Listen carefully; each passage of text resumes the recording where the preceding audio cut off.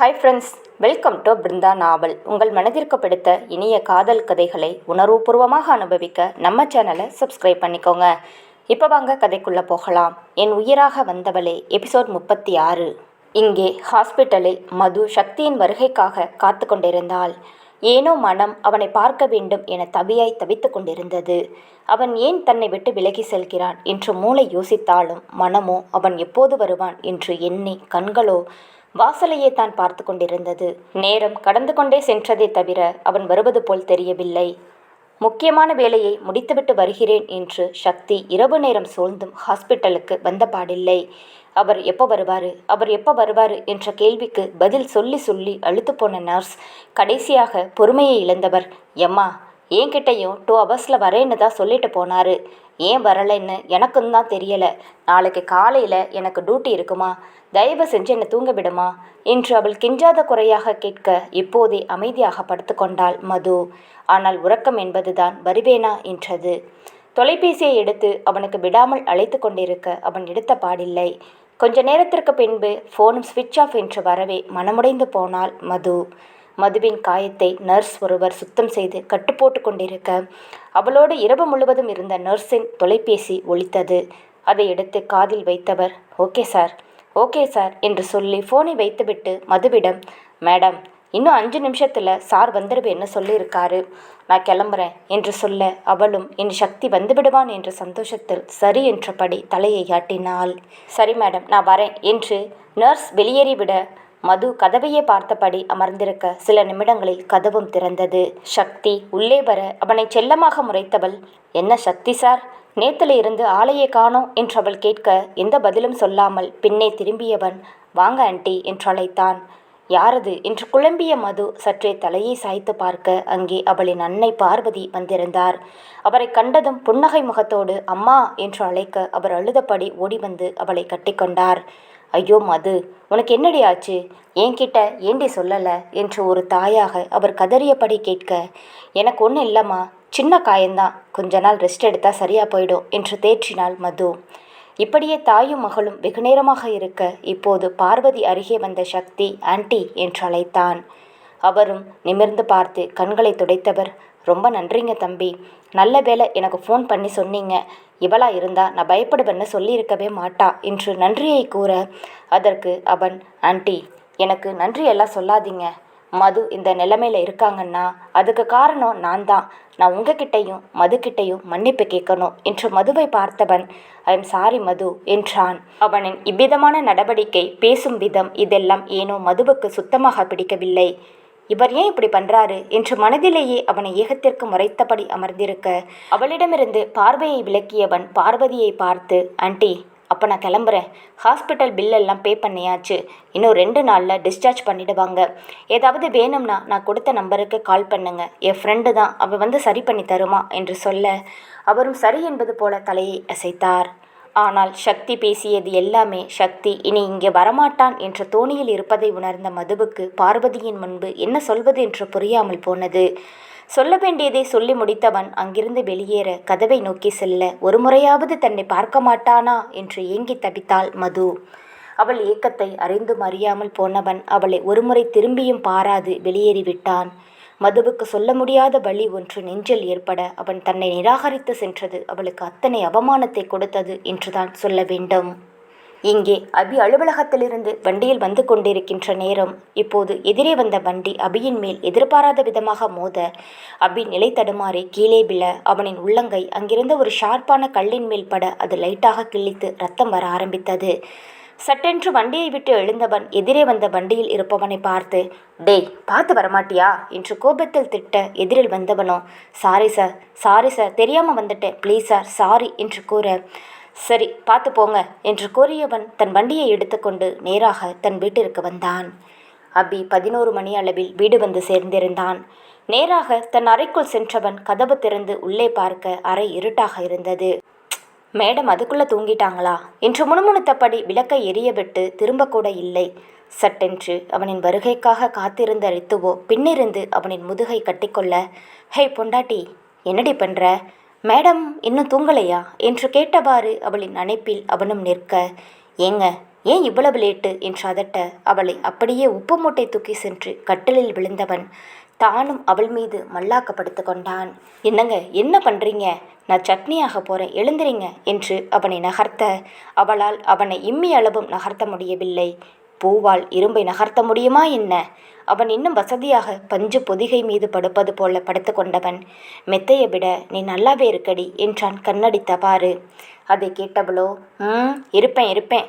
ஐயோ அபி, இப்படி பாம்பன் பாலம் மாதிரி படுத்திருக்கீங்களே, உடம்பு தாங்காது, எழுந்திரிங்க என்று அவள் கெஞ்சவே பட்டென திரும்பி அவள் மேலே படர்ந்து கொண்டவன் பாதி உடலை அவள் மீது போட்டபடியும் மீதி உடலை போடாதபடியும், இப்படி படுத்தா பாரமா இருக்கா, பரவாயில்லையா என்று கேட்டபடி கண்ணடித்தான். அவளோ அவன் மார்பில் கரம் வைத்து தள்ளிவிட்டவள், எப்படி படுத்தாலும் பாரமாக தான் இருப்பீங்க என்று சொல்லிவிட்டு அவள் நகர பார்க்க அவளை விடாது இழுத்து தன் மீது போட்டு கொண்டவன், அப்போ நீ என் மேலே படுத்துக்கோ, எனக்கு வசதிதான் என்று அணைத்து கொள்ள போக அதுக்குள்ளே அவள் அவனின் உள்ளங்கையை பார்த்தாள். அவனது வலது கரத்தில் வண்டியிலிருந்து கீழே விழும்போது ஏற்பட்ட காயத்தில் இப்போது பட்டுவிட அதில் வலி கிளம்பவே ஆ என்று கத்தியபடி கரத்தை உதறியபடி அவள் மீது இருந்த கரத்தை எடுத்து விட்டான். அவள் பதறியபடி என்ன ஆச்சுங்க என்று கேட்டு அவனது கரம் பற்றி பார்க்க அவனது உள்ளங்கையில் ஆழமாகவே அடிபட்டிருந்தது. ரத்தம் வழிந்தும் காய்ந்து போயிருக்க, ஐயோ கடவுளே, எப்படி அடிபட்டிருக்கு, என்ன ஆச்சுங்க, உங்களுக்கு ஒன்றும் இல்லைல்ல என உடல் முழுவதையும் தன் கண்களால் படரவிட்டு கண்களில் கண்ணீரோடு கேட்கும் தன் மனைவியை பார்த்து லேசாக புன்னகைத்து கொண்டவன் அவளது முகத்தை ஏந்தியபடி, எனக்கு ஒன்றும் இல்லடி, இங்கே மட்டும் லைட்டாக அடிபட்டுருச்சு என்று அவன் சமாதானப்படுத்த முயல அதற்குள் அவள் அழுகையை தொடங்கியிருந்தாள். என்னங்க நீங்கள் இவ்வளவு ஆழமாக அடிபட்டிருக்கு, லைட்டாக பட்டுருச்சுன்னு சொல்கிறீங்களே, சொல்லுங்க எப்படி அடிபட்டுச்சு என்று கேட்க அவனும் நடந்த அனைத்தையும் கோரினான். அதை கேட்டவளுக்கோ கோபம் தாங்கிக் கொள்ள முடியவில்லை. அந்த எதிரே வந்த வண்டிக்காரனை தன் வார்த்தைகளால் வதைத்து இழுத்தவள் சட்டென்று மெத்தையில் இருந்து எழுந்தவள் டேபிளில் இருந்த ஃபர்ஸ்ட் எய்ட் கிட்டை எடுத்து வந்து அவன் காயத்தை சுத்தம் செய்து மருந்திட ஆரம்பித்தாள். அவன் கண்களில் இருந்து வழிந்த கண்ணீர் அந்த காயத்திலேயே விழுந்து கொண்டிருக்க அவள் மூக்கை உறிஞ்சியபடி அவனுக்கு கட்டுப்பட்டு கொண்டிருந்தாள். தனக்காக அவள் அழுவதை பார்க்கவே அவள் தன் மீது கொண்ட அளவில்லாத அந்த காதலை வெளிச்சம் போட்டு காட்டியது அவனுக்கு. இப்போதெல்லாம் ரித்தன்யாவிற்கு அபியை மிகவும் பிடித்திருந்தது. அவன் இல்லாமல் தன் வாழ்க்கை இல்லை என்ற நிலைமைக்கு தான் வந்திருந்தாள். இதற்கெல்லாம் காரணம் அவன் அவள் மீது காட்டிய அன்புதான். ஆரம்பத்தில் அவனை பிடிக்காமல் தான் தன் அப்பாவின் கட்டாயத்திற்காக அபியை கல்யாணம் செய்திருந்தாள். அதனால் அவளும் அவன் மீது கோபமாகவே இருந்தாலும் இப்போது அவன் கல்யாணத்திற்கு பிறகு தன்மேல் காட்டிய அன்பு அந்த கோபத்தையும் மறைத்து அவன் மீது அளவில்லாத காதலை ஏற்படுத்தியது. அந்த ஆழமான காதலால் தான் இப்போது அவனுக்கு லேசாக அடிபட்டிருந்தாலும் அவள் கண்கள் தானாக கலங்க ஆரம்பித்திருந்தது. அவள் அழுவதை பார்த்தவன் அவள் முகத்தை தன் இரு கரத்தால் ஏந்தி கொண்டவன் அவளது வழிந்த கண்ணீரை துடைத்து விட்டபடி, ஒன்றும் இல்லடி செல்லம், ஐ எம் ஓகே, இது ஒரு சின்ன காயந்தான், அதான் நீ மருந்து போட்டு விட்டுட்டல்ல, நாளைக்கு சரியாயிடும் என்று சொல்லி அவள் நெற்றியில் அழுந்த முத்தமிட அப்போதே சற்று அமைதியானவள் அழுவதை நிறுத்திவிட்டு அவனை கத்தத் தொடங்கியிருந்தாள். நீங்கள் சரியான லூசு அபி, இவ்வளவு ஆழமாக அடிபட்டுருச்சு, ரத்தமே காஞ்சு போயிருக்கு, ஏதாவது ஒரு மெடிக்கல் ஷாப்பில் நின்று கட்டு போட்டு இருக்க கூடாதா? ஆளு தான் வளர்ந்துருக்கீங்களே தவிர அறிவுன்றது உங்களுக்கு கொஞ்சம் கூட சுத்தமாக இல்லை என்று புரிந்து தள்ள அவனும் பாவமான முகத்தை வைத்து அவள் திட்டுவதையெல்லாம் கேட்டுக்கொண்டிருந்தான். இப்போது எதிர்பேச்சு பேசினால் கட்டோடு சேர்ந்து அடியும் விழும் என்று அவனுக்கு நன்றாகவே தெரியும். அதனாலேயே அமைதியாக கேட்டுக்கொண்டிருந்தான். வெளி உலகத்திற்கு வேண்டுமானால் அவன் கம்பீரமான ஆண்மகனாக இருக்கலாம். ஆனால் வீட்டில், அதுவும் இந்த அறையில், அவன் ரித்துவின் கணவன். அவளின் காதலுக்கு அடிமை ஆனதாலேயே அவள் சொல்வதையெல்லாம் வாயை மூடி கேட்டுக்கொண்டிருந்தான். திருவிழாவில் காணாமல் போன குழந்தையைப் போல திருவென முழித்து கொண்டிருந்தான். கரம் கொண்டு தன் இடையில் ஊன்றியபடி அவனை பார்த்தவள், என்ன நான் பாட்டுக்கு பேசிட்டே இருக்கேன், நீங்கள் என்னடானா திருன்னு முழிச்சிட்டு இருக்கீங்க என்று கேட்க, பசிக்குதுடி, முதல்ல எனக்கு ஏதாச்சும் சாப்பிட கொடு, அப்புறமா திட்டிக்கோ என்று அவன் முகத்தை சுளித்து கொண்டு சொல்ல, ஐயோ நான் ஒருத்தி என்று தலையில் அடித்து கொண்டவள், நீங்கள் போய் ஃப்ரெஷ்அப் ஆகிட்டு வாங்க, நான் சாப்பாடு எடுத்துகிட்டு வரேன் என்று அவன் சட்டை பட்டனை கழட்டி விட்டபடி பேண்டில் இருந்த பெல்ட்டையும் கழட்டி விட்டவள் அதன் பட்டனையும் கழட்ட போக கூச்சத்தில் ஒரு கையை வைத்து மறைத்து கொண்டவன், நானே கழட்டிக்கிறேன் நீ போ என்றான். இல்லை உங்களுக்கு கை வலிக்கும் என்று மீண்டும் பேண்ட் பட்டனை நோக்கி தன் கரத்தை கொண்டு செல்ல பட்டனை திரும்பி கொண்டவன், அதெல்லாம் வேணாம் போடி, இதுவே நான் செஞ்சிருந்தா நீ விட்டிருப்பியா? உனக்கு ஒரு நியாயம் எனக்கு ஒரு நியாயமா? பொண்ணுங்களுக்கு மட்டும் இல்லை எங்களுக்கும் கற்பு இருக்கு என்று கத்தியபடி வீரவசனம் பேச, ஐயோடா பெரிய கற்பு கர்ணர் என்று உதட்டை சுளித்துவிட்டு பக்கத்தில் இருந்த டவலை எடுத்து அவன் தோளில் போட்டுவிட்டவள் அறையிலிருந்து வெளியேறியிருந்தாள் ரித்து. என்றுமில்லாத திருநாளாக அவள் இப்படியெல்லாம் செய்வது நிஜமாகவே அவனுக்கு கூச்சத்தை கொடுத்திருந்தது. ஒரு வழியாக கஷ்டப்பட்டு பேண்டின் பட்டனையும் ஜிப்பையும் கழட்டியவன் குளியலறைக்குள் நுழைந்திருந்தான். சில நிமிடங்களில் ரித்து உணவோடு உள்ளே நுழைய குளித்து முடித்து வெளியேறியவன் மீண்டும் பேண்டில் ஜிப்பை போட முடியாமல் இப்படியும் அப்படியும் நடந்து கொண்டிருந்தான். அவன் முதுகை காட்டியபடி நின்றிருக்க சத்தமில்லாமல் வந்து உணவை டேபிளில் வைத்தவள் அவனின் அருகே சென்று கண்ணிமைக்கும் நொடியில் அவனை தன்புறம் திருப்பி ஜிப்பை போட்டுவிட, ஒரு தடவை சொன்ன கேட்க மாட்டியா என்று அவன் சொல்ல வர அதற்குள் முந்திக் கொண்டவள், ரொம்ப பண்ணாதீங்க, நான் ஒன்றும் உங்களை ரேப் பண்ணிட மாட்டேன், அப்படி பண்ணினாலும் ஒன்றும் தப்பு கிடையாது, நான் உங்கள் பொண்டாட்டி தான், பார்க்காதது ஒன்றுமில்லையே என்று சொல்லிவிட்டு நகர பார்க்க அவளை கொத்தாக பற்றி தன்புறம் இழுத்தவன், ஓ அப்போ நீ பார்த்துருக்கியா என்று நக்கலாக கேட்க அவளுக்கோ வெட்கம் குடிக்கொண்டது.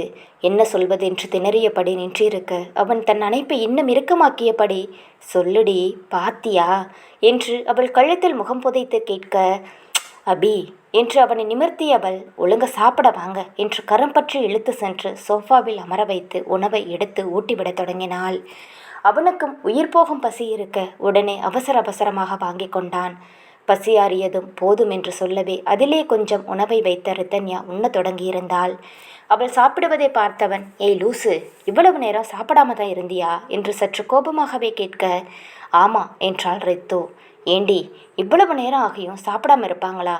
இப்பெல்லாம் என்னால் டைமுக்கு வர முடியல, ஒர்க்கு கொஞ்சம் அதிகமாக இருக்குது, இப்படி லேட் நைட் வரைக்கும் சாப்பிடாம இருக்காதடி என்று அவன் சொல்ல, உங்களுக்கு நிஜமாவே என் மேலே அக்கறை இருந்தால் வாயால் சொல்லாதீங்க, செய்கையால் காட்டுங்க. நான் லேட் நைட் வரையும் வெயிட் பண்ணக்கூடாதுன்னா ஒழுங்காக நேரத்துக்கு வாங்க. அதை விட்டுட்டு நீங்கள் உங்கள் இஷ்டப்படி லேட்டாக தான் வருவேன்னு சொன்னீங்கன்னா நானும் இஷ்டப்படி உங்களுக்காக காத்துக்கிட்டு தான் இருப்பேன் என்று சொல்ல, தன் தலைகளை அடித்து கொண்ட அபி, நான் யாருக்கு சொல்கிறேன் பாரு, நான் சொல்லி நீ கேட்குற ஆளா? எல்லாம் உன் இஷ்டப்படி தாண்டி நடக்குது, அதனால் இதுவும் உன் இஷ்டப்படியே நடக்கட்டும் மேடம், நாளையிலிருந்து சீக்கிரமாகவே வர முயற்சி பண்ணுறேன் என்று அவளிடம் தோற்றுப்போகவே அதற்கு லேசான புன்னகையை சிந்தியவள், இதை நீங்கள் என்னோட பிடிவாதம் திமிருன்னு என்ன வேணாலும் நினச்சிக்கோங்க, ஆனால் எனக்கு அதை பற்றி கவலை கிடையாது, மற்ற நேரத்தில் நீங்கள் என்ன வேணாலும் பண்ணிக்கோங்க, ஆனால் இந்த நேரம் இது எனக்கான உரிமையான நேரம், இதை நான் வேறு யார்கிட்டையும் பகிர்ந்துக்க விரும்ப மாட்டேன், உங்களுக்காக காத்திருக்கிறது, என் கையால் உங்களுக்கு ஊட்டி விடுறது, இதெல்லாம் இப்போதைக்கு எனக்கு ரொம்ப பிடிச்சிருக்கு, உண்மையை சொல்லணும்னா எனக்கு திருப்தியாக இருக்குது, அதனால தான் நான் பண்ணுறேன், ஒரு பொண்டாட்டியா இது எல்லாம் என் உரிமை, அதை பறிக்க உங்களுக்கு எந்த ரைட்ஸும் கிடையாது என்று செல்லமாக திட்ட, ராட்சசி உன் காதலுக்கு ஒரு அளவே இல்லையாடி என்றவன் அவளை இருக்க அணைத்து கொள்ள வேண்டும் போலிருந்தது. ஆனால் அதை செய்ய தடையாக அவள் உணவை உன்று கொண்டிருந்தாள். அவளை ஆசை தீர காதலாக பார்த்தவன், எப்படிதான் இப்படியெல்லாம் பேச கற்றுக்கிட்டாலோ, இவகிட்ட இருந்து தப்பிக்கிறது ரொம்ப கஷ்டமடா என்று தன் மனதை தேற்றியவன் அவளிடம் மீண்டும் மீண்டும் மயங்கிக் கொண்டேதான் சென்றான். உணவை முடித்துவிட்டு பாத்திரத்தை எடுத்துக்கொண்டு கீழே சென்றவள் சில நிமிடங்களில் மேலே வர அபி படுக்கையில் உடலை குறுக்கி படுத்திருந்தான். விளக்கை அணைத்துவிட்டு நைட் லேம்பை எரியவிட்டவள் இருவருக்கும் போர்வையை போற்றி படுத்துக்கொள்ள அவளின் மார்பிலேயே அவனோ தஞ்சம் புகுந்து கொண்டான். ரித்து ரொம்ப டயர்டாக இருக்கு என்று சொல்ல, தூங்குங்க என்று தட்டி கொடுத்தாள் அவனின் காதல் மனைவி. அவளையே சற்று நிமிர்ந்து பார்த்தவன், ஆமா உன்கிட்ட ஒன்று கேட்கணும் என்றான். என்ன கேளுங்க என்றாள் அவளும். இல்லடி, நான் முன்னாடி வரும்போது எப்போவும் நீ சாப்பிட்டு தூங்கியிருப்ப, ஆனால் இப்போ எனக்காக காத்துக்கிட்டே இருக்கியே, ப்ளீஸ் டே, நான் வர்றதுக்கு கொஞ்சம் லேட் ஆகிடுச்சுன்னா நீ சாப்பிடாம இருக்காத, சீக்கிரமாக சாப்பிட்டு தூங்கு, ஏன்னா நீயும் ஆஃபீஸ்க்கு போயிட்டு வரல, டயர்டாக இருக்கும்ல என்று அவன் மீண்டும் கூறி அவளுக்கு புரிய வைக்க நினைக்க, அவளோ அது என்னென்னு தெரியலைங்க, இப்போல்லாம் நீங்கள் வர லேட் ஆகிடுச்சுன்னா எனக்கு தூக்கமே வரமாட்டேங்குது, நான் உங்களுக்காக காத்திருக்கணும்னு தோணுது என்று கூறியவள் அவனின் நெற்றியில் முத்தமிட்டு, சரி கண்ணை மூடிக்கோங்க, டயர்டாக இருக்குன்னு சொன்னீங்கல்ல என்று அவனது தலையை கோதிவிட அவனோ டயர்டில் படுத்தாலும் தூக்கம் என்பது வரமாட்டேன் நின்றது. சட்டென்று அவன் அவளை பார்த்து, எனக்காக ஒரு பாட்டு பாடுடி என்று அவன் கேட்க, அதற்கு லேசாக புன்னகைத்தவள், இப்பவா என்று கேட்க, ஆமாம் இப்பதான், உடம்பு சோர்வாக இருக்கே தவிர கண்ணில் தூக்கமே இல்லை, நீ பாடுறதை கேட்டாச்சும் தூக்கம் வருதான்னு பார்க்கலாம் என்று சொல்ல, சரி கண்ணை மூடுங்க நான் பாடுறேன் என்று அவனது தலையை கோதிவிட்டவள் அவனுக்காக இனிமையான பாடல் ஒன்றை பாடத் தொடங்கினாள். அவனும் கண்களை மூடி அவளது பாடலில் கரைய ஆரம்பித்தான். அவள் பாடிக்கொண்டிருக்க அவளது இனிமையான குரல் அவன் செவியில் பாய்ந்து தாளாட்ட தன் களைப்புகள் மறந்து மனம் லேசாகவே அவன் உறங்கியிருந்தான். அவனின் சீரான மூச்சுக்காற்றை வைத்து உறங்கிவிட்டான் என்று உணர்ந்தவள் அவனது நெற்றியில் முத்தமிட்டு அவனை தன் மார்பிலேயே பதிய வைத்து தானும் உறங்க ஆரம்பித்தாள். காலை நேரம் அழகாக புலர கதிரவனின் ஒளி அறை முழுவதும் பரவி கண்விழித்த அபி இரவு எப்படி அவளது மார்பில் புதைந்து உறங்கி இருந்தானோ இப்போதும் அப்படியே இருந்தான். சற்றே அவளை நிமிர்ந்து பார்க்க குழந்தை போல அழகாக உறங்கிக் கொண்டிருந்தாள் ரித்து. இரவு அவள் பாடிய பாடல் நினைவுக்கு வர இப்போது கூட மனம் லேசாகவே இருந்தது. அவளது முகத்தில் பரவியிருந்த முடிக்கற்றைகள் ஏசியின் காற்றில் அசைந்து கொண்டிருக்க சிறு புன்னகையோடு அதை ஒதுக்கி அவளது காதோரம் வைத்து விட்டான். அதில் தூக்கம் கலைந்து கண்விழித்த ரித்து எதிரில் அபியை கண்டதும் அழகாக புன்னகைத்தபடி குட் மார்னிங் அபி என்று சொல்ல அவனோ குட் மார்னிங் செல்லா என்று நெற்றியில் அழுந்த முத்தமிட்டான். அவனது கரத்தில் இருந்த காயம் அவளுக்கு நினைவு வரவே அவசரமாக அதை எடுத்து கொஞ்சமாக கட்டை எடுத்து பார்க்க அது லேசாக ஆறியிருந்தது. அதில் மென்மையான முத்தத்தை பதித்து தன் கன்னத்தில் அழுத்தி கொள்ள அவளின் மிதமான செய்கையில் சொக்கிதான் போனான். தனது மறு கரத்தாலும் அவளின் மறு கன்னத்தை பற்றி கொண்டவன் அவள் முகத்தை தன் மிகவும் அருகே கொண்டு வந்து அவளின் அழகிய கண்களில் அழுத்தமாக முத்தங்களை பதித்தான். பின்பு மூக்கு கன்னம் என இதழை படரவிட்டவன் அவள் இதழை நாவால் வருடி ஈரம் செய்ய அவனின் இந்த அழகான செயலில் அவளின் இதழ் ஒன்றை விட்டு ஒன்று விலகி துடித்து கொண்டிருந்தது. அதன் துடிப்பை நிறுத்த தன் இதழால் அவள் இதழை சிறை செய்தவன் ஆசையோடு அதை உண்ணத் தொடங்கியிருந்தான். மேல் இதழ் கீழிதழ் என்று அவன் மாறி மாறி அவள் இதழ்களின் தேனை பருகிக் கொண்டே செல்ல ஒரு கட்டத்திற்கு மேல் ஆசை முத்தம் உணர்ச்சி முத்தமாக மாறிவிட்டது. அவனின் மொத்த உணர்ச்சியும் இதழிலே மையம் கொள்ள இதுவரை மென்மையாக முத்தமிட்டு கொண்டிருந்தவன் இப்போது தன் இதழ்களை சற்று உள்ளே செலுத்த அதோடு சேர்த்து அவளின் உயிரையும் உறிஞ்சு கொண்டிருந்தான். இந்த வன்மையான தாக்கத்தில் பெண்ணவள் துடித்துதான் போனாள். அவன் முத்தத்திற்கு ஈடு கொடுக்க முடியாமல் தவித்தவள் அவன் வன்மையை மென்மையாக்க அவனின் பின்னந்தலையை கோதி அவனை ஆசுவாசப்படுத்த அப்போதே சற்று நிலை பெற்றவன் தன் முத்தத்தை மென்மையாக்கி கொண்டே தன் இதழிலிருந்து அவள் இதழை விடுவித்தான். இப்போதே சற்று அவள் மூச்சு வாங்கி அப்படியே தன் தொண்டையால் கடினப்பட்டு எச்சிலை விழுங்கியபடியும் அவள் இருக்க அதில் கூட அழகை கண்ட கள்வனுக்கு இன்னும் தான் உணர்ச்சிகள் பெருகியது. அவளின் சங்கு கழுத்தில் வரைந்து வைத்த கோடுகளில் எண்ணில்லாத முத்தங்களை வைத்தவன் அவளின் படர்ந்த காடு போன்ற கூந்தலில் சிறு வண்டை போல நுழைந்து வாசனையை நுகர்ந்து கொண்டிருந்தான். உலகத்தில் இருக்கும் அத்தனை பூவின் வாசனையையும் தோற்கடிக்கும் அவளது கூந்தல் மனதில் ஏற்படும் மயக்கத்தை தான் என்னவென்று சொல்வது. அவளது அழகில் அவனோ மூழ்கி கொண்டு செல்ல அவனது உடலும் தகித்து கொண்டே சென்றது. சூடான மூச்சுக்காற்றை வெளியேற்றபடியே ஈர முத்தத்தாலும் மீசை எனும் முள்ளாலும் அவளது கழுத்து வளையத்தில் தஞ்சமடைந்து கொள்ள அவனது உடல் மொழியையும் தன் உடல் சூட்டையும் உணர்ந்தவளுக்கு இந்த தீண்டல் வெகுநேரம் நீடிக்கும் என்று புரிந்துவிட்டது. இப்போது தடுக்கவில்லை என்றால் இன்னும் கஷ்டம் என்று நினைத்தவள் அபி என்று அழைத்தாள். அவனும் என்று சொன்னானே தவிர தன் தீண்டலை நிறுத்தவே இல்லை. மீண்டும் அபி என்று அவனை தன்னிடமிருந்து தள்ள சற்றே நிமிர்ந்து அவளை பார்த்தபடி என்னடி என்று கேட்டான் கெஞ்சலாக. அவன் கண்களில் அத்தனை தாபம். அவன் முற்றிலுமாக உணர்ச்சியின் பிடியில் மூழ்கி இருப்பதை பார்த்தவனுக்கு அவளை அரவணைக்க ஆசையாகத்தான் இருந்தது. இனியும் தடுக்கும் திராணி அவளிடம் இல்லாமல் போக அவனை தன்னில் புதைக்க தொடங்கியிருந்தாள் ரித்து. அவளது தெரிந்த பாகங்களிலேயே அவன் கடித்து இம்சிக்க அவளால் சுத்தமாக முடியவில்லை. அவன் மேலும் முன்னேற நினைத்து அவளை மெத்தையில் தள்ளி அவள் மேல் படர்ந்தவன் தன் வேலையை செய்து கொண்டிருக்க அப்போது அவனின் ஃபோன் அடித்தது. அதை காதில் வாங்காமல் அவளோ தன் வேலையில் தீவிரமாக செயல்பட அப்போது ரித்தன்யா அபி ப்ளீஸ் விடுங்க, அங்கே ஃபோன் அடிக்குது பாருங்க என்று கூற வேண்டா வெறுப்பாக அவளை விட்டு விலகியவன் அந்த ஃபோனை பார்க்க ரவிச்சந்திரன் தான் கால் செய்திருந்தார். டேய் அபி, இன்னும் ஊருக்கு கிளம்பி நீங்கள் வரலையா? திருவிழா ஸ்டார்ட் ஆயிடுச்சு, நேத்தே காப்பு கட்டிட்டாங்கப்பா என்று கூற அப்பா இதோ இன்னும் கொஞ்சம் நேரத்தில் நாங்கள் கிளம்பிடுவோம்ப்பா என்றான் அபி. சரிப்பா, பார்த்து பத்திரமா வாங்க என்று கூறிவிட்டு அவர் தன் ஃபோனை வைக்க உடனே அபி சூர்யாவிற்கு கால் செய்தான். கேரளாவில் ஹனிமூனில் இருக்கும் வைஷு வீட்டிற்கு செல்லலாம் என்று தயாராகி கொண்டிருக்க சூர்யாவோ இப்போதே குளித்துவிட்டு வெளியேறியிருந்தான். கண்ணாடியின் முன்னே நின்று தலைவாரி கொண்டிருந்தவளை சட்டென தன்புறம் திருப்பியவன் தன் கேசத்தில் இருந்த தண்ணீர் துளிகளை வைஷுவின் முகத்தில் உலர்த்திவிட அந்த சில்லென்ற தண்ணீர் அவள் முகத்தில் பட்டு தெறிக்க அதில் கூச்சமடைந்தவள் மாமா என்ன பண்றீங்க என்று சினுங்கினாள். அவன் இன்னுமே அவளை கட்டி அணைத்து கழுத்தில் முகம் புதைத்தபடி ஹொய் பொண்டாட்டி, இன்னைக்கு வீட்டுக்கு போயே ஆகணுமா?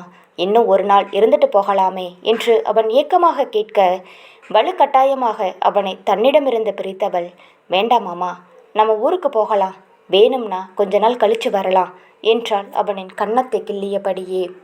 ஆனால் எனக்கு இப்படியே இருக்கணும் போல இருக்கே என்று குலைந்தவனது கையில் உடைகளை திணைத்தவள், வம்பு பண்ணாதீங்க, ஒழுங்கா ரெடி ஆயிட்டு வாங்க, கிளம்பலாம் என்றாள் கராராக. ஏய் வைஷு, ஏண்டி இப்படி பிடிவாதம் படிக்கிற என்று அவளது இடையில் தன் கைகள் கொண்டு நுழைந்தவன் சேலை மாறாப்பை பற்கள் கொண்டு விளக்க பட்டென அதை பற்றி மீண்டும் தன் மார்பை மறைத்தவள், நானே முடியாம இருக்கேன், இதுல நீங்க வேற என்றாள். என்னடி ஆச்சு, என்ன முடியல என்று அவன் பதட்டமாகவே கேட்க அதற்கு சிறு புன்னகையை வீசியவள் அவனது குமட்டிலேயே குத்தியபடி ஒன்றும் தெரியாத மாதிரி கேட்கறது, 1 வீக்கா என்ன பெண்டை எடுத்துட்டு என்னாச்சுன்னு கேள்வி வேறையா எனும்போதுதான் அவள் எதை பற்றி பேசுகிறாள் என்பதை உணர்ந்தவன் அழகிய புன்னகையை சிந்தியவன் அவளது கண்களில் லேசாக பற்களை பதித்து, அதுக்குள்ள டயர்டான எப்படி, உன்னை கதறவிட இன்னுமே பாக்கி இருக்கே என்றவனை பார்த்து பேந்த பேந்த முழித்தவள், ஏது இன்னும் பாக்கி இருக்கா, ஆத்தாடி இதுவே ஓவர் டோஸாக இருக்குது, இன்னும் 1 வீக் நோ டச்சிங் என்று அவள் சினுங்கிக் கொண்டே கூறினாள். 1 வீக்கா, நோ சான்ஸ் பேபி என்று கூறியவன் அவளை நெருங்கி வர தன் அடியை பின்னோக்கி நகர்த்தியவள், மாமா ப்ளீஸ் என்று சொல்ல அவனோ வில்லங்க புன்னகையோடு அவளை நோக்கி வந்தான். மாமா வீட்டுக்கு போகணும் என்றவள் கூறிக்கொண்டே பின்னே செல்ல, பொய்க்கலாண்டி என்று கூறியவனின் இதழ்கள் அவளின் காது மடலை லேசாக உரச அவளோ அதில் கூச்சமடைந்தவள் சினுங்கினாள். அவன் முத்தமிட்டு கொண்டு இதழை சிறை செய்ய வந்த நேரம் அவனது மார்பில் கரம் கொண்டு தள்ளியவள், மாமா ப்ளீஸ் என்றாள் கெஞ்சலாக. அவன் இப்போது மறுப்பாக தலையை இசைக்க, என் செல்லம் இல்லை, என் தங்கம் இல்லை, என் குட்டி இல்லை என்று அவனை அழகாக கொஞ்சி வைக்கவே அதை கேட்டு சிரித்தவன், என்னடி ஏதோ குழந்தைய கொஞ்சுற மாதிரி கொஞ்சுற, நான் என்ன உனக்கு குழந்தையா என்றான் அவளை பார்த்து கண்ணடித்தபடி. அதற்கு அவளோ, ஏன் இல்லை, நீங்கள் என்னோட பேபி பாய், நீங்கள் எவ்வளவு டெரராக இருந்தாலும் என்கிட்ட சாதுவாக இருக்கீங்க, நான் சொல்கிறதெல்லாம் கேட்குறீங்க, ஸோ நீங்கள் எனக்கு பேபி தான், என் தங்க குட்டி, செல்லக்குட்டி, பட்டுக்குட்டி எல்லாமே நீங்கள் தான் என்று அவள் ஏதோ குழந்தையை கொஞ்சுவது போல அவனின் கன்னத்தை கிள்ளி கொஞ்ச தித்து பற்கள் தெரிய அத்தனை அழகாக சிரித்தான் அவன். அவள் இன்னுமே அவனது முகத்தை ஏந்தி முத்தமிட்டவள், இந்த கொள்ளை சிரிப்பு தான் அவ்வளவு அழகு தெரியுமா, என் அழகு புருஷ ஆச மாமா என்று சொல்லியவள் அவனின் கன்னத்தில் முத்தமிட்டாள். அவனும் அவளை நெருங்கியவன் அவளது காதல் சின்னத்தை அவன் சற்று ஆழமாக பதிக்க, மாமா வலிக்குது என்று சினுங்கி வைத்தாள் பாவை. அது அவனுக்கு இன்னும் உசுப்பேத்த, நீ இப்படி சினுங்கிறது கூட ரொம்ப அழகா இருக்குடி, உன்னை அப்படியே கடிச்சு திங்கன்னு போல இருக்கு என்றான். மாமா ப்ளீஸ், பேசியே என்னை மயக்காதீங்க என்று அவள் ஒரு மார்க்கமாக கூற, நான் எங்கடி உன்னை மயக்கிறது, நீ தான் என்னை மயக்கி வச்சிருக்க, ஏய் பொண்டாட்டி, உன் மாமனுக்கு பசிக்குது, ஏதாச்சும் கொடுடி என்று அவன் மோகமாக மொழிய அதன் அர்த்தம் அவளுக்கு தெரியாதா என்ன, இருந்தாலும் என்ன வேணும் என் பேபிக்கு, உடனே ஆர்டர் போடலாம் என்று அறியாதவள் போல கேட்க அவளது காதோரம் தன் இதழ் கொண்டு உரசியவன், நீ தாண்டி வேணும் என்றவன் முத்தம் வைத்தான். மாமா ப்ளீஸ், மாமா வேணாம் வலிக்குது என்று அவள் முணங்கி மோகத்தீயை பற்ற வைக்க அதில் மெழுகாய் உருகி கரைந்தவனின் நிலை இனி என்ன என்று சொல்லி தெரிய வேண்டிய அவசியமே இல்லை. சற்று நேரத்திற்கு பின் அவளை தன் மார்பில் போட்டு தூங்கிக் கொண்டிருந்தவன் ஃபோன் அடிக்க அதை எடுத்து பார்க்க அபி என்று வந்தது.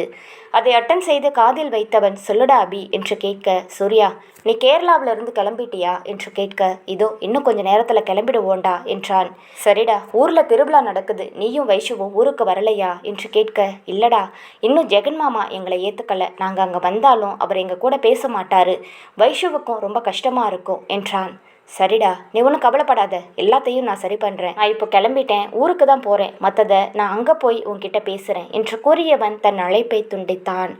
சூர்யாவிற்கு ஃபோன் அடிக்கும்போதே லேசாக கண்களை திறந்த வைஷு சூர்யா அபியிடம் பேசிக்கொண்டிருந்த அனைத்தையும் கேட்டுக்கொண்டிருந்தாள். வைஷுவிற்கும் தன் குடும்பத்தை நினைத்து மனது மிகவும் கஷ்டமாக இருக்க அதை அவனுக்கு தெரியாமல் மறைத்து கொண்டாள். இங்கே ஃபோனை வைத்த அபி யோசனையாக நிற்க அதை பார்த்த ரித்தன்யா, என்ன ஆச்சுங்க என்று கேட்க, இல்லை ரித்து, சூர்யா ஊருக்கு வரலைன்னு சொல்லிட்டான் என்றான். ஏங்க, நம்ம ஏன் வைஷு அப்பா கிட்ட போய் பேசி பார்க்கக்கூடாது என்று கேட்க, நானும் அதையே தான் யோசிச்சுட்டு இருக்கேன், ஊருக்கு போனதும் கண்டிப்பாக அவங்கள போய் பார்த்து அவங்கள சமாதானப்படுத்தி சூர்யாவையும் வைஷுவையும் திருவிழாவுக்கு வர வைக்கணும் என்றான். அதை கேட்ட ரித்துவுக்கு மிகவும் சந்தோஷமானது. சரிங்க, நான் எல்லாத்தையும் எடுத்து வச்சுட்டேன், கிளம்பலாமா என்று கேட்டதும் சரி என்று அவளை அழைத்து கொண்டு அவன் தன் கிராமத்திற்கு புறப்பட்டான்.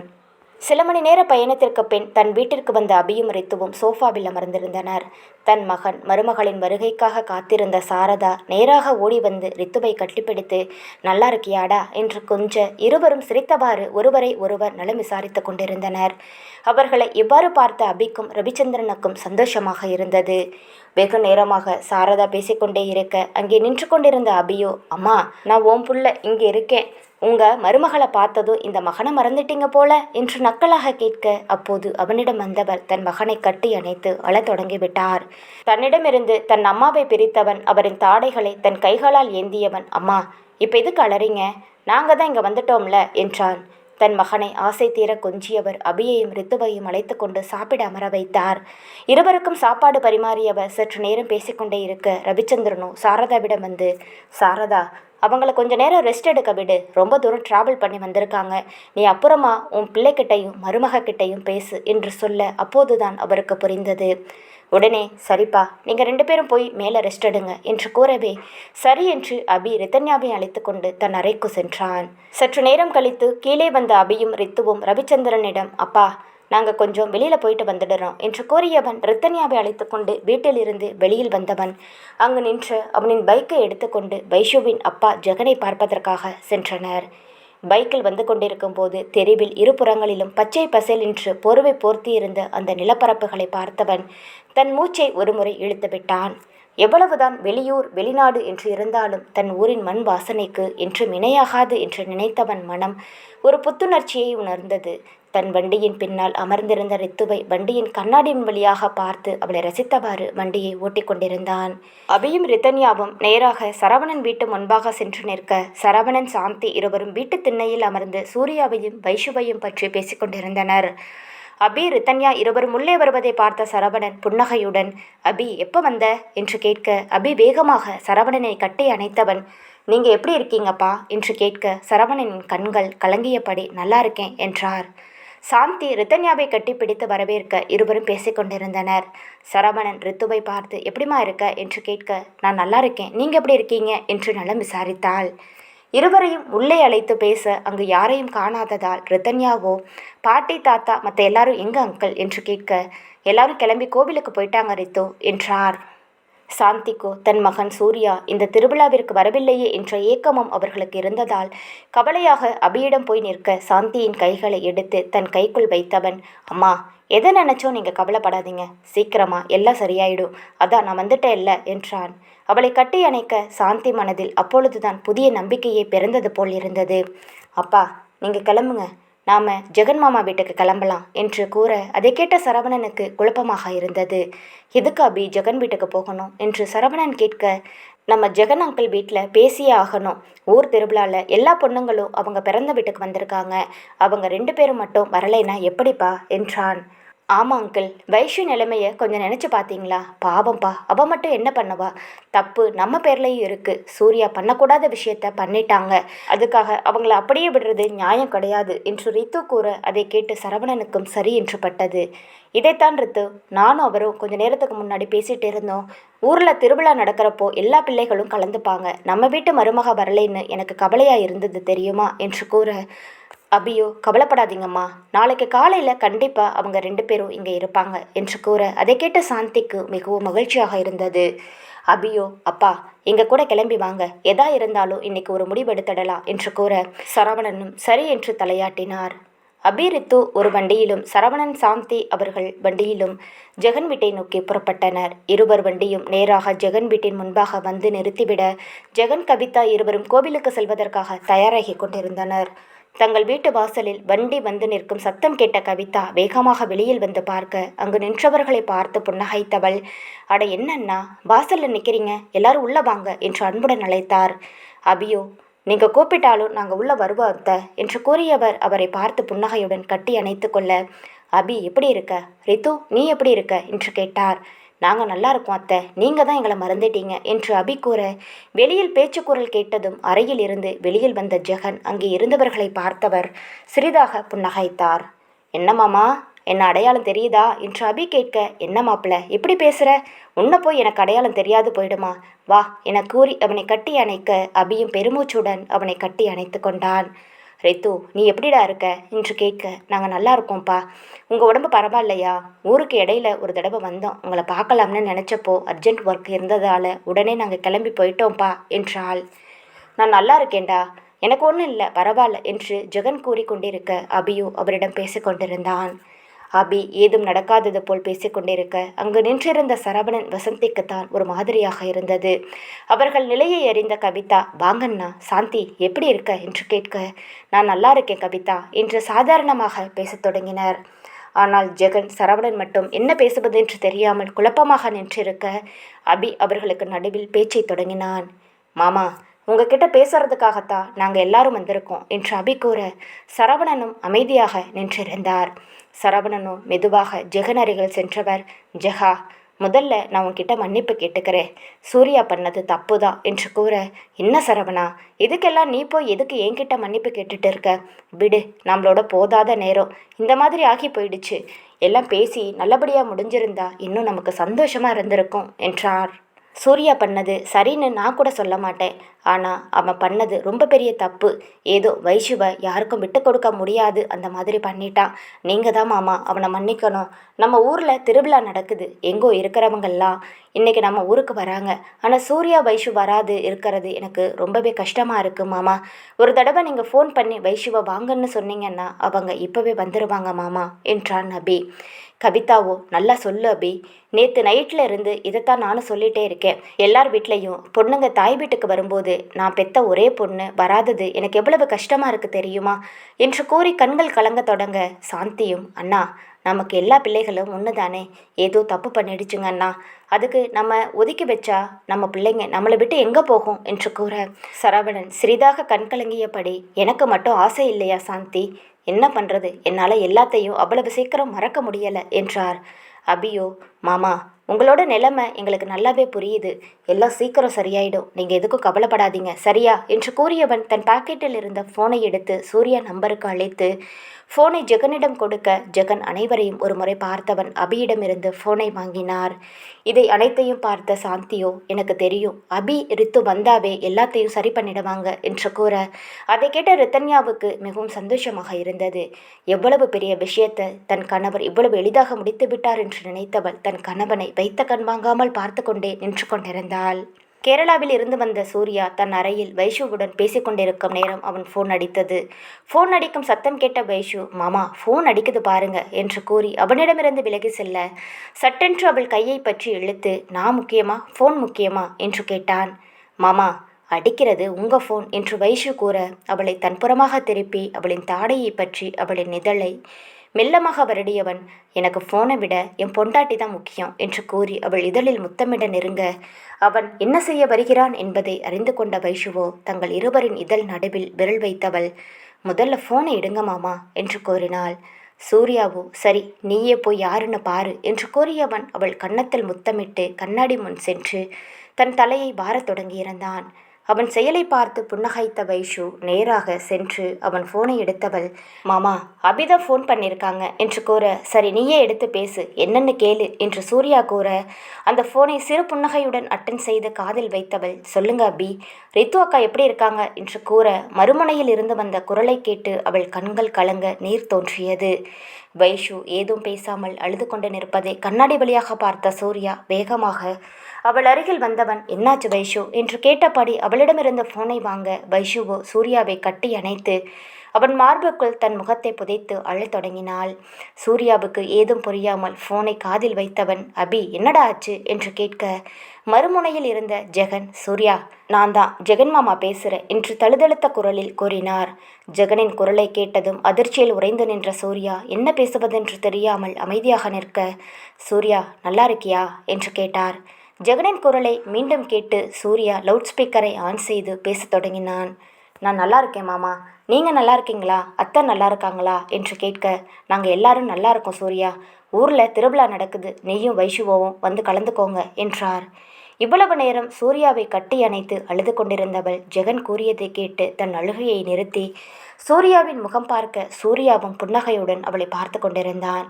நம்ம ஊர் வழக்கப்படி திருவிழான்னா பிறந்த பொண்ணுங்க எல்லாம் அம்மா வீட்டுக்கு வரணும் சூர்யா, நீ வைஷுவை கூட்டிட்டு வீட்டுக்கு வந்துரு என்று ஜெகன் கூற, கண்டிப்பா மாமா, நான் வைஷுவை கூட்டிட்டு வீட்டுக்கு வரேன் என்றான்.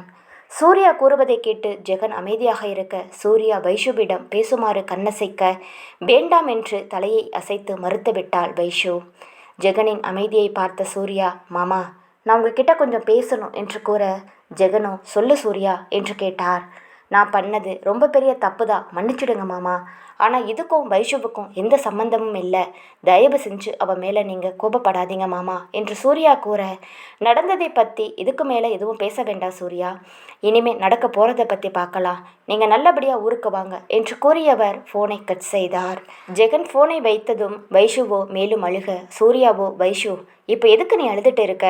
அதான் மாமா நம்மக்கிட்ட பேசிட்டாங்களே என்று கூற, என்கிட்ட அவர் பேசவே இல்லை, என்கிட்ட பேசணும்னு சொல்லவும் இல்லை, உங்ககிட்ட தானே பேசினாரு, இன்னும் என் மேலே கோபத்தில் தான் இருக்காங்க என்றாள். வைஷு நீ பண்ணுறதும் தப்பு, முதல்ல அவர் உன்கிட்ட தானே பேசினாரு, நீ பேசியிருக்கணும் தானே என்று கூற, இல்லை மாமா நான் பேசினா அப்பா ஃபோனை கட் பண்ணிட்டா எனக்கு ரொம்ப மனசு கஷ்டமாக இருக்கும், அதனால தான் நான் பேசலை என்றாள். அவளின் கன்னங்களை பற்றி தன்னை பார்க்க செய்தவன், இதோ பாரு வைஷு, நம்ம யார்கிட்ட வேணா ஈகோ பார்க்கலாம், ஆனால் நம்ம பெத்தவங்க கிட்ட ஈகோ பார்க்கக்கூடாது, அவங்க பேசலைன்னா கூட நம்ம தான் பேசணும், புரியுதா என்று கூறி அவளின் கன்னங்களை துடைத்து நெற்றியில் முத்தமிட்டான். சூர்யா கூறியதை ஒத்துக்கொண்ட வைஷு, நான் பண்ணது தப்புதான் மாமா, கண்டிப்பாக ஊருக்கு போனதும் அப்பா கிட்ட நான் மன்னிப்பு கேட்பேன் என்று கூற, சூர்யா அவளை கட்டி அணைத்தபடி, அப்போது மேடம் ஊருக்கு போகிறதா முடிவே பண்ணிட்டீங்களா என்றான். அவன் கூறியதை கேட்ட வைஷு அதிர்ச்சியாக, என்ன மாமா சொல்கிறீங்க, அப்போது உங்களுக்கு ஊருக்கு வர்றதில்ல இஷ்டம் இல்லையா என்று கேட்க, நான் எப்போ அந்த மாதிரி எல்லாம் சொன்னேன், கல்யாணம் ஆகி முதல் தடவை நம்ம போகிறோம், அதுவும் மாமா நம்மளை கூப்பிட்டு இருக்காரு, அப்போ நம்ம போய் தானே ஆகணும், நீ நம்ம ஊருக்கு போகிறதுக்காக எல்லாமே ரெடி பண்ணு, நான் போய் ஆஃபீஸில் கொஞ்சம் ஒர்க்கை முடிச்சுட்டு வந்துடுறேன் என்று கூறிய சூர்யா தன் கையில் உள்ள கடிகாரத்தை பார்த்து, நம்ம இங்கேருந்து லஞ்சு சாப்பிட்டுட்டு கிளம்பலாம் சரியா என்றான். சூர்யா கூறியதை கேட்ட வைஷுவுக்கு மேலும் மகிழ்ச்சியாக இருந்தது. வைஷுவோ, மாமா டிஃபன் ரெடி ஆயிடுச்சு, நீங்கள் வந்து சாப்பிடுங்க என்று கூற, சரி என்று தலையை அசைத்த சூர்யா அவள் கையை பற்றியபடி கீழே சென்றான். வைஷு சூர்யாவுக்கு பிடித்த தோசையும் சட்னியும் செய்து வைத்திருக்க, டைனிங் டேபிளில் அமர்ந்த சூர்யா வைஷு பார்த்து பார்த்து பரிமாறிய உணவை மிகவும் ரசித்து சாப்பிட்டு கொண்டிருந்தான். அவனின் முக பாவனைகளை பார்த்தவள், நல்லா இருக்கா மாமா என்று கேட்க, அவள் கையை பற்றி முத்தம் கொடுத்தவன், ரொம்ப நல்லா இருக்கு வைஷு, லவ் யூ என்று கூறி முத்தம் கொடுக்க, அதை பார்த்து சிரித்த வைஷுவோ அவனுடன் அமர்ந்து சாப்பிட துவங்கினாள். இருவரும் சாப்பிட்டு முடிக்க சூர்யா தன் அலுவலகத்திற்கு சென்றான். இங்கே ஜெகன் சூர்யாவிடம் பேசியதை கேட்டு அனைவருக்கும் மகிழ்ச்சியாக இருந்தது. சூர்யாவிடம் பேசி முடித்த ஜெகன் ஃபோனை அபியிடம் கொடுக்க, அபி ஜெகனை கட்டி அணைத்து கொண்டவன், ரொம்ப தேங்க்ஸ் மாமா, நீங்கள் சூர்யாவை மன்னிச்சு ஏற்றுக்கிட்டதை நினச்சா எனக்கு ரொம்ப சந்தோஷமாக இருக்குது என்றான். தன்னை கட்டி அணைத்திருந்த அபியை பிரித்த ஜெகன், அபி நான் கோவமாக தான் இருந்தேனே தவிர என்னைக்கும் என் பிள்ளைகளை வெறுத்தது கிடையாது என்று அவன் கன்னங்களை தட்ட, ஜெகன் பேசுவதை கேட்ட சரவணன் அவன் அருகில் வந்து, ஜெகா நீ எல்லாத்தையும் மறந்துட்டு சூர்யாவையும் வைஷுவையும் திருவிழாவுக்கு கூப்பிட்டது எனக்கு ரொம்ப சந்தோஷமாகவே இருக்கு, இது போதுண்டா என்று கூற, ஜெகன் சரவணன் கைகளை பற்றியபடி, சரவணா நம்ம பசங்களை தவிர நமக்கு என்ன வேணும் சொல்லு, நம்ம பசங்க சந்தோஷமாக இருந்தா அதுவே போதுண்டா என்றார். இவர்கள் பேசுவதை கேட்ட சாந்தி கவிதா இருவரும் அபி ரித்துவின் அருகில் வந்து, டேய் அபி, நீங்கள் 2 பேரும் இல்லைனா இது நடந்திருக்கவே நடந்திருக்காதுடா, எவ்வளவு பெரிய விஷயத்த சாதாரணமாக முடிச்சிட்டிங்கன்னு உங்களுக்கு தெரியுதா என்று கூற, அபியோ சாந்தி கவிதா இருவரின் தோள் மீது கை போட்டபடி, நான் இருக்கும்போது யாரும் எதுக்கும் கவலைப்படக்கூடாது என்று கூறி புன்னகைத்தான். அபி புன்னகைப்பதை பார்த்த சரவணன், நான் ரொம்ப சந்தோஷமாக இருக்கேன்டா அபி, ரித்து ரொம்ப தேங்க்ஸ்டா என்று அவளின் கைகளை பிடிக்க, உனக்கு என்ன வேணும் கேளு என்று கூற, அப்பா எனக்கு என்ன வேணுமோ அப்பா நான் உங்ககிட்ட கேட்டுக்கிறேன் என்றாள். அந்நேரம் ஜெகனை பார்ப்பதற்காக குணா அங்கே வர, குணாவை பார்த்த அபி வேகமாக ஓடி சென்றவன், தாத்தா உங்களுக்கு ஒரு விஷயம் தெரியுமா, மாமா எல்லாத்தையும் மறந்துட்டு சூர்யாவை திருவிழாவுக்கு கூப்பிட்டு இருக்காரு என்று மகிழ்ச்சியாக கூற, அதை கேட்ட குணாவும் நம்ப முடியாமல் ஜெகனை பார்க்க, ஜெகனோ ஆமா என்று தலையசைத்தார். நீ ரொம்ப நல்ல காரியம் பண்ணியிருக்க ஜெகா, நான் உன்கிட்ட இதை பற்றி பேசணும்னு நினச்சேன்.